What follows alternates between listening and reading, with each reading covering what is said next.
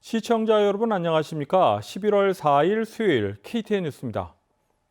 11월 3일 대선이 끝났습니다. 그러나 지역에 따라 선거 결과 발표 시기는 다소 차이를 보이고 있습니다. 이 가운데 조지아 주 하원의원에 도전한 한인 후보들 3명의 결과를 살펴봤습니다. 조지아 주 하원의원 3선에 도전하는 샌박 의원은 83%의 개표 상황 가운데 61%의 지지를 얻어 39% 지지를 얻은 캐롤 필드 후보를 누르고 남은 표에 관계없이 당선을 확정지었습니다. 샌박 의원은 지지를 보내준 한인 사회에 감사의 뜻을 전했습니다. Thank you so much to the Korean community from all the prayers, from all the support that I've received from voting to the financial support. I wouldn't have been able to do it without the support of my community. 조지아 주 하원 102지구에 출마한 홍수정 후보는 오늘 오전 페이스북을 통해 낙선을 인정하고 그레그 케나드 후보에게 축하의 메시지를 보냈습니다. 주 하원 98지구에 출마한 조태우 후보는 개표가 60% 진행된 가운데 9,561표로 39%의 지지를 얻었습니다. 따라서 조지아 주 하원 의원직에 출마한 3명의 한인 후보 가운데 샌박 의원만 당선이 확정되며 3선에 안착됐습니다. KTN 뉴스 스티븐입니다.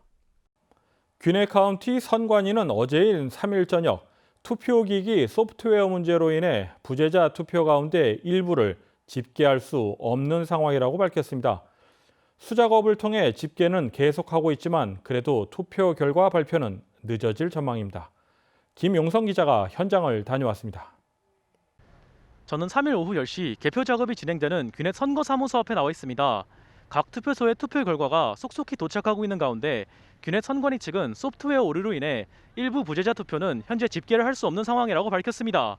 오후 8시부터 각 투표소의 직원들이 투표 결과를 들고 선거사무소에 도착을 했고 선거사무소 직원들은 도착한 투표들에 대한 확인 작업을 진행한 후 집계를 시작하고 있었습니다. 하지만 오후 9시 30분경 선관위 측은 부재자 투표 문제로 인해 긴급회의를 열었습니다. 귀넷 카운티의 경우 부재자 투표를 묶음으로 엮어서 처리를 합니다. 한 묶음당 최대 50페이지, 즉 최대 25표가 포함되어 있습니다. 선관위 측은 이러한 묶음 중 3,200개는 오류가 발생한 페이지가 최소 1개가 포함되어 있고 이로 인해 묶음에 포함된 모든 부재자 투표가 컴퓨터 소프트웨어 상으로 처리가 되지 않는 상황이라고 밝혔습니다. A batch, at most a batch would have 50 pages in it, and it could be one page in that 50 that has to go to adjudication, and that holds the entire batch up. 선관위 측은 오류가 해결될 때까지 3,200개 묶음의 집계를 보류하는 것과 오류가 발생한 페이지만 건너뛰어 불완전한 집계를 발표하는 것 중에서 불완전한 집계를 발표하는 것을 선택했습니다. We know that resetting these batches is going to send across results that will ultimately change when we go back through adjudication, but at this point we just don't know how much it'll change it. 정확한 원인에 대해서는 아직 확인된 바 없다고 밝혔습니다. We've talked with both the state and the vendor, and when I was last talking with the vendor, I asked if they could tell me what caused it, and they said that they could not at this time.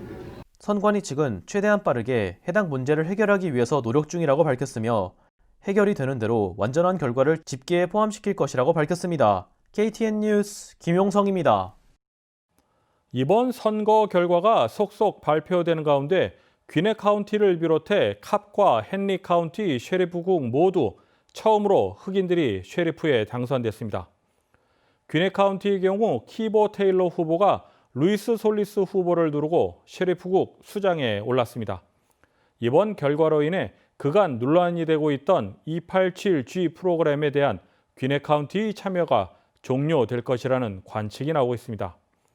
캅 카운티는 그레이그 오웬스 후보가, 헨리 카운티는 레지날드 스캔 드레트 후보가 승리했습니다. 위스콘신주 투표 집계가 99% 완료된 가운데 주요 언론들이 조 바이든 후보의 승리를 보도했습니다. 이 가운데 트럼프 대선 캠프 측은 위스콘신주의 재검표를 요청할 것이라고 알려졌습니다. 보도에 김용성 기자입니다. 99% 개표 기준 조 바이든 후보가 49.6%, 트럼프 대통령이 49%를 기록하며 바이든 후보가 위스콘신주에서 0.6% 앞선 가운데 많은 언론에서는 조 바이든 후보가 위스콘신주에서 승리했다고 선언하고 있습니다. 트럼프 대통령 선거 캠프 측은 이에 대해 즉시 재검표를 요청할 것이라고 밝혔습니다. 빌 스태피언 트럼프 선거대책본부장은 위스콘신주에서 선거의 진실성에 영향을 주는 의심스러운 활동에 대해 보고를 받았으며 재검표 신청 요건을 갖춘 만큼 재검표를 신청할 것이라고 밝혔습니다. 트럼프 선거 캠프 측은 또한 펜실베니아주와 미시간주의 개표를 중지할 것을 요구하는 소송을 제기했습니다. KTN 뉴스 김용성입니다. 미국인들은 코로나19나 인종 갈등보다 경제가 가장 중요하다고 생각하는 것으로 조사됐습니다. 여론조사업체 에디슨 리서치는 3일 실시한 출구조사에서 인종적 불평등, 코로나19, 경제, 범죄와 안전, 의료 정책 등 5가지 주제를 놓고 어떤 것이 후보 선택에 가장 큰 영향을 주었는지를 질문했습니다. 그 결과 응답자 가운데 35%가 경제가 가장 중요하다고 답했습니다. 그 다음으로 20%로 인종 불평등을 짚었으며 3위인 코로나19는 17%에 그쳤습니다. 헬스케어와 범죄, 폭력 등을 꼽은 비율은 10명 중 1명꼴로 나타났습니다. 다음 소식은 코로나19 소식입니다. 오늘의 코로나19 집계를 김용성 기자가 보도합니다. 오늘인 4일 오후 3시 30분 기준 미국 내 코로나19 누적 확진 환자는 975만 1,581명, 누적 사망자는 23만 9,285명입니다.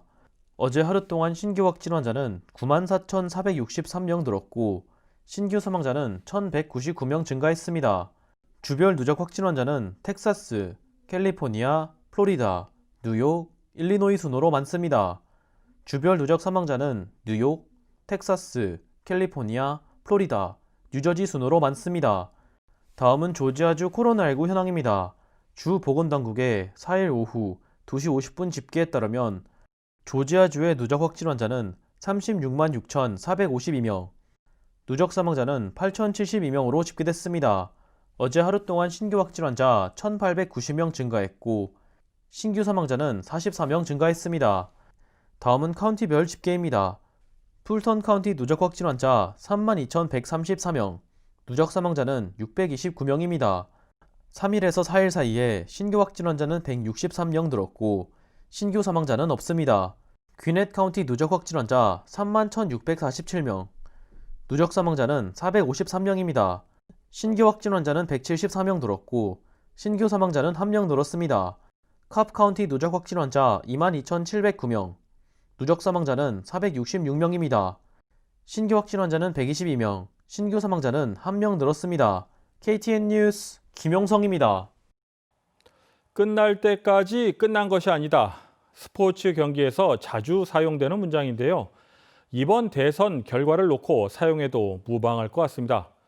최종 집계가 나오기 전까지 결과를 좀 더 지켜봐야 되지만 정치력 신장을 위해 투표에 참여하신 한인 유권자나 봉사자 모두 수고하셨습니다. 이상으로 11월 4일 KTN 뉴스를 모두 마칩니다. 시청해주신 여러분 고맙습니다.